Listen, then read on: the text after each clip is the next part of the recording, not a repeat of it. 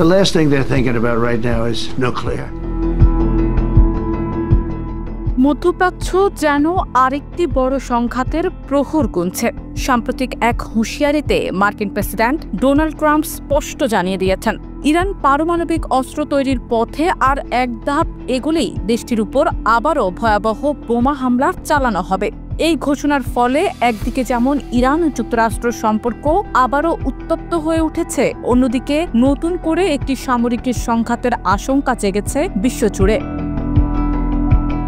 ২৭ June white হাউসে আয়োজিত এক সংবাদ সম্মেলনে ট্রাম্প বলেন, ইরান যদি আবার ইউরেনিয়াম সমৃদ্ধকরণের কাজ শুরু করে এবং পারমাণবিক অস্ত্র তৈরির সক্ষমতা অর্জনের পথে অগ্রসর হয়, তাহলে মার্কিন বাহিনী দ্বিতীয় দফা হামলার জন্য প্রস্তুত থাকবে।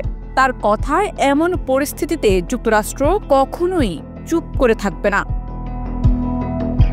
রয়টার্সের প্রতিবেদন অনুযায়ী এই বক্তব্যের পেছনে রয়েছে ইরান, যুক্তরাষ্ট্র এবং ইসরায়েলের মধ্যকার ১২ দিনের সাম্প্রতিক সংঘাত। ১৩ জুন ইসরায়েল প্রথম হামলা চালানোর পর পাল্টা হামলায় ইরান কাতারে অবস্থিত একটি মার্কিন ঘাঁটিকে লক্ষ্য করে আঘাত হানে।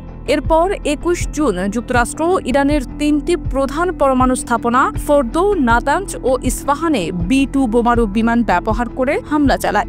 এই হামলার প্রতিক্রিয়ায় ইরানের সর্বোচ্চ নেতা আয়াতুল্লাহ আলী খামেনি এক ঘোষণায় জানান, ইরান আমেরিকাকে হামলার জবাব দিয়েছে, ইরান কখনোই মাথা নত করবে না। তবে এর প্রতি উত্তরে ট্রাম্পও দাবি করেন, ইসরায়েল খামেনিকে হত্যার পরিকল্পনা করেছিল, কিন্তু তিনি সেই পরিকল্পনায় ভেটো দেন। সামাজিক যোগাযোগ মাধ্যমে দেয়া এক পোস্টে ট্রাম্প লেখেন, আমি জানতাম খামেনি কোথায় ছিল।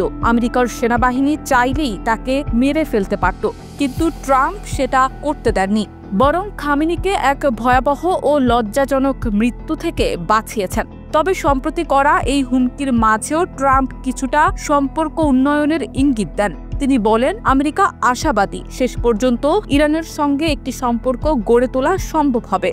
যদিও একই সাথে তিনি জানান, ইরানের সর্বোচ্চ নেতার ঘৃণা ও অবজ্ঞার সুরে কথা বলার কারণে তিনি ইরানের উপর নিষেধাজ্ঞা তুলে নেয়ার পরিকল্পনা বাতিল করেছেন। সব মিলিয়ে ইরান যদি তার পারমাণবিক কার্যক্রম চালিয়ে যায়, তবে আবারও মধ্যপ্রাচ্য উত্তপ্ত হয়ে উঠবে বলেই আশঙ্কা রয়েছে। ট্রাম্পের হুঁশিয়ারি শুধু একটি বক্তব্যই নয়, বরং ভবিষ্যতের আরও একটি সংঘাতের ইঙ্গিত বলেই মনে করছেন বিশ্লেষকরা।